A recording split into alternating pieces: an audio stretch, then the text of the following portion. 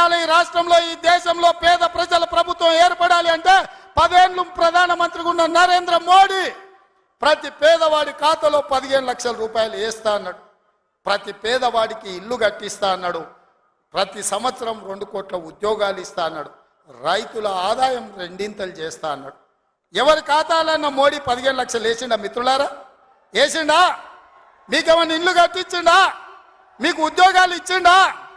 మన ప్రాంతానికి ఎప్పుడన్నా వచ్చిండా?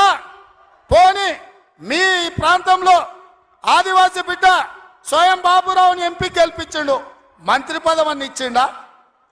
మరి ఏమి ఇయ్యనప్పుడు ఈ ప్రాంతంలో మోడీకి ఓటెందుకు వేయాలని నేను అడుగుతున్నా. మీరు ఆలోచన చేయండి. ఇవాళ మతం పేరు మీద ఒకడు, మద్యం పేరు మీద ఇంకొకడు రేపు ఎన్నికల్లో ఓట్లు అడగడానికి వస్తారు. ఇవాళ మతం ఒక రకం మత్తు అయితే మద్యం ఇంకొక రకం మత్తు. మోడీ కేడీ ఇద్దరు ఒక్కటయ్యి కాంగ్రెస్ను అడ్డుకోవాలని చూస్తున్నారు. అందుకే మిత్రులారా, ఆదిలాబాద్ను దత్తత తీసుకునే బాధ్యత మాది, మా ప్రభుత్వంది. మీకు యూనివర్సిటీ ఇచ్చే బాధ్యత మాది, మా ప్రభుత్వంది. మీకు తప్పకుండా తుమ్మిడేట్టు ప్రాజెక్టును కట్టే బాధ్యత మాది, మా ప్రభుత్వంది.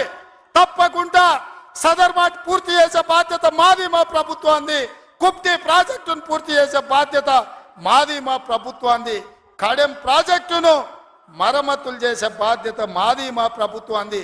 తండాలలో, గూడాలలో, మారుమూల పల్లెల్లో ప్రతి తండాకు గూడానికి రోడ్లు వేసే బాధ్యత మాది.